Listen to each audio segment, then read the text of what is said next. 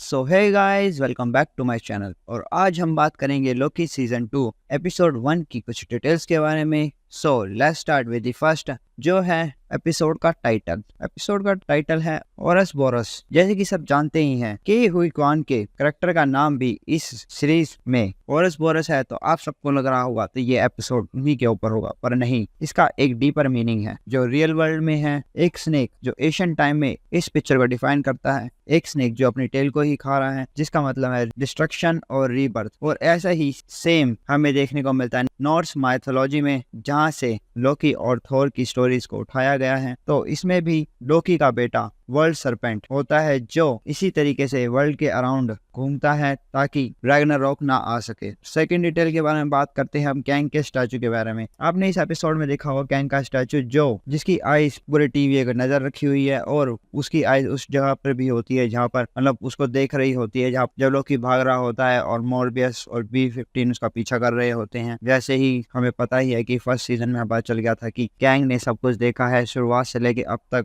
MCU में, phase 1 से लेके फेज 3 तक। वैसे ही अभी भी कैंग सब कुछ देख रहा है, ये रिप्रेजेंट करता है। थर्ड नंबर पर आता है टाइम स्लिपिंग। अब टाइम स्लिपिंग जैसे कि आपने देखी है सोनी का स्पाइडर वर्स, तो हमने उसमें काफी ज्यादा ग्लिचिंग देखी, तो लोगों को लग रहा था ये सिमिलर है, टाइम स्लिपिंग सिमिलर है ग्लिचिंग से। तो ऐसा नहीं है, उसका कॉन्टेक्स्ट अलग है और इसका कॉन्टेक्स्ट अलग है, और इसे लोकी सीजन 2 में ठीक भी कर दिया गया है। मैं इसे अभी वीडियो में नहीं बताऊंगा, आप उसे एपिसोड में देख लीजिए। जिसके बाद फोर्थ नंबर पर हम बात करें ही हू रिमेन के बारे में। अब हमने कैंग को एंड-मैन एंड द वैप्स क्वांटमेनिया में भी देखा, एक कैंग को हमने लोकी सीजन 1 में भी देखा था, और काफी सारे कैंग हमने पोस्ट क्रेडिट सीन में भी देखे थे एंड-मैन एंड द वैप्स क्वांटमेनिया के। और इस एपिसोड में हमें जानने को मिला रवोना रेंसलेयर और कैंग के पास्ट के बारे में, जहां पर पता चलता है कि हमें रवोना सैन शुरुआत से ही कैंग के साथ थी इस मिशन में। और फिफ्थ नंबर पर आता है एक्समैन रेफरेंस। जब ओबी मोबियस और B-15 को अपने साथ टेम्पोरल रूम में लेके जाता है, तो वहां पर जो गेट होता है वो बिल्कुल सेम दिखता है एक्समैन के सेरेब्रो की तरह, जो आपने उनकी मूवीज में देखा होगा। 6 नंबर पर आता है टेम्पोरल लूम ही, जिसे आपने देखा वो एक मशीन है जो टाइमलाइन को ठीक करती है, मतलब सारी बिखरी हुई टाइमलाइन को